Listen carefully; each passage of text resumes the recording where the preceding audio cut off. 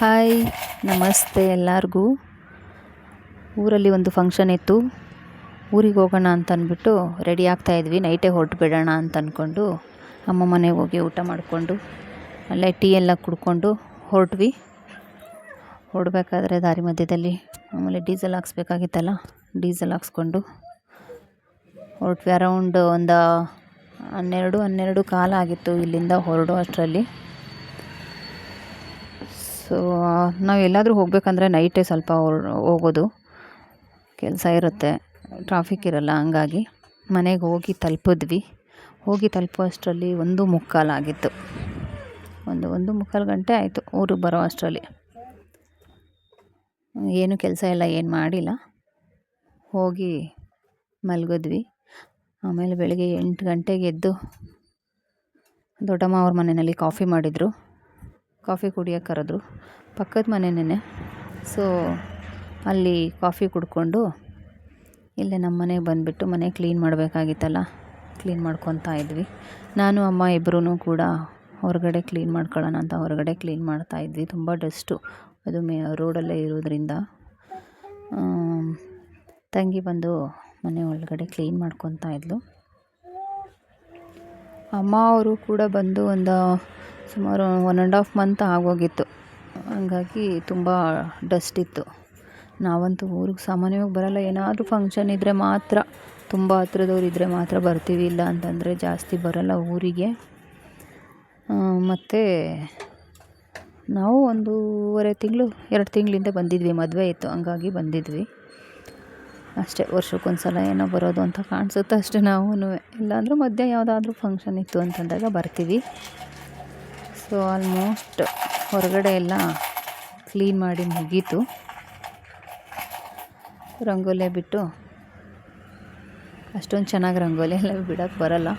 ಏನೋ ಒಂದು ಸ್ವಲ್ಪ ಹಳ್ಳಿ ಸ್ಟೈಲಲ್ಲಿ ಬಿಡಬೇಕಲ್ಲ, ಆ ಥರ ಬಿಡ್ತೀನಿ ಅಷ್ಟೇ, ಚಿಕ್ಕದು.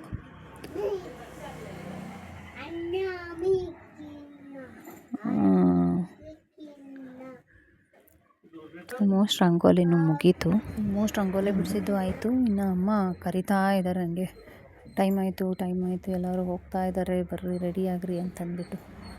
ಎಷ್ಟು ಬೇಗ ಕೆಲಸ ಮುಗಿಸ್ತೀನಿ ಅಂತಂದ್ರೂ ಆಗೋ ಟೈಮ್ಗೆ ಆಗೋದು.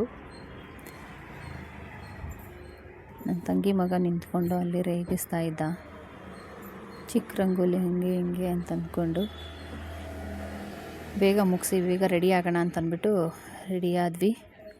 ರೆಡಿಯಾಗಿ ಹೊರಟ್ವಿ. ಅಷ್ಟರಲ್ಲಿ ಚಿಕ್ಕ ತಂಗಿ ಅವರೆಲ್ಲರೂ ಕೂಡ ಬಂದು ಜಾಯ್ನ್ ಆದರು. ಅವ್ರು ನೆನ್ನೆ ಬರೋಕ್ಕಾಗಿಲ್ಲ ಅಂತಂದ್ಬಿಟ್ಟು ನೆನ್ನೆ ಬಂದಿರಲಿಲ್ಲ.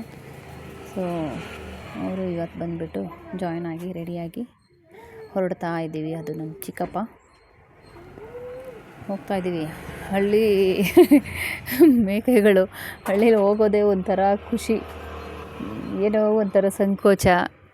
ಹೆಂಗೆ ನಡ್ಕೋಬೇಕು ಅಂತ ಅನ್ನೋದು ಒಂದೊಂದು ಸಲ ಗೊತ್ತಾಗಲ್ಲ. ಏನಂದರೆ ಏನಿಲ್ಲ, ಸ್ವಲ್ಪ ನಮ್ಮ ಮನೆಯಿಂದ ಸ್ವಲ್ಪ ದೂರ ಇತ್ತು, ಒಂದು 10 to 15 ಮಿನಿಟ್ಸ್ ವಾಕಬಲ್ ಇತ್ತು. ಸೊ ಬಂದ್ವಿ ಫೈನಲಿ ಫಂಕ್ಷನ್ ನಡೀತಾ ಇರೋ ಜಾಗಕ್ಕೆ. ಇವಾಗ ಗೊತ್ತಾಗ್ತಾ ಇರ್ಬೋದಲ್ಲ ಏನು ಫಂಕ್ಷನ್ ಅಂದ್ಕೊಂಡು. ಬೀಗ್ರೂಟ ಯಾರ್ದು ಅಂದರೆ ನಮ್ಮ ದೊಡ್ಡಪ್ಪ ಮೊಮ್ಮಗಳದು. ನಾವು ಫಸ್ಟ್ ಪಂಕ್ತಿಗೆಲ್ಲ ಬಂದು ಕೂತ್ಕೊಂಡು ತಿಂದುಬಿಡೋಣ ಅಂತ ಬಂದ್ವಿ. ಅದರಲ್ಲಿ ಆಲ್ರೆಡಿ 3 ಪಂಕ್ತಿ ಎಲ್ಲ ಮುಗ್ದೇ ಹೋಗಿತ್ತು. ನಮ್ಮದು 4ನೇ ಪಂಕ್ತಿ. ಸೊ ಬೇಗ ತಿಂದ್ಕೊಂಡು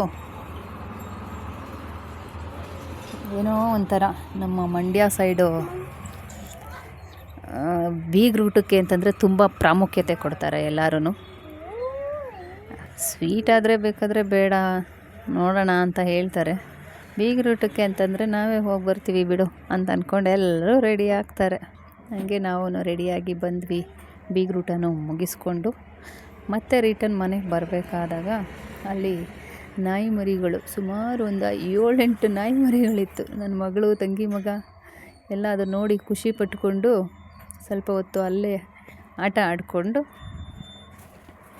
ಬಂದ್ವಿ ಮನೆಗೆ ಬಂದಮೇಲೆ ಅತ್ತೆ ಮಗ ಎಲ್ಲರೂ ಕಷ್ಟ ಸುಖ ಮಾತಾಡ್ತಾಯಿದ್ವಿ. ಯಾವಾಗಲೂ ಈ ಥರ ಒಂಥರ ಫಂಕ್ಷನ್ ಆಯಿತು ಅಂತಂದಾಗ ಅಷ್ಟೇ ಸೇರೋದು.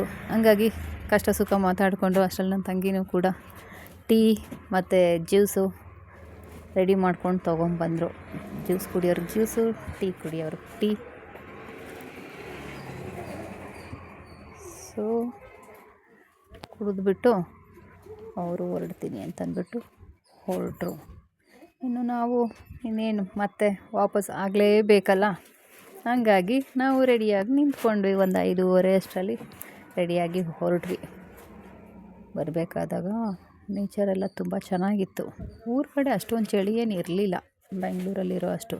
ಬರಬೇಕಾದ್ರೆ ಮತ್ತೆ ಪ್ರಶಾಂತ್ ಹೋಟೆಲ್ಗೆ ಹೋಗಿ ನಾನ್ ವೆಜ್ ತಿಂದ್ಕೊಂಡು ಬರೋಣ ಅಂತ ಹೇಳಿ ಮನೆಗೆ ಬಂದು ಅಡುಗೆ ಮಾಡೋ ಅಷ್ಟರಲ್ಲೆಲ್ಲ ಲೇಟ್ ಆಗುತ್ತೆ ಅಂತ ಹೇಳಿ ಅಲ್ಲೇ ಪ್ರಶಾಂತ್ ಹೋಟೆಲ್ಗೆ ಹೋಗಿ ಊಟ